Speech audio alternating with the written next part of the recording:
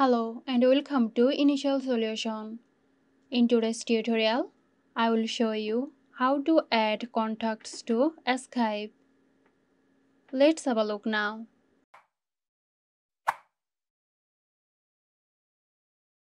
Open the Skype application. In the Skype interface, locate the Contacts tab and click on it.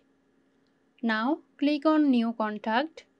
Here you can search for the person you want to add.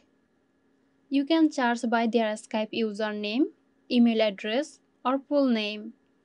You can invite people via SMS or email.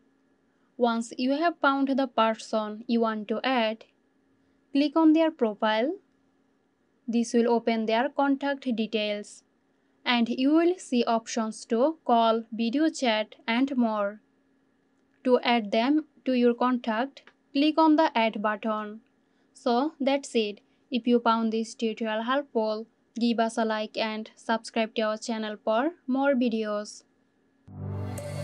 This video is sponsored by Zoft. Zoft offers graphic design, UI UX design, digital marketing and web development.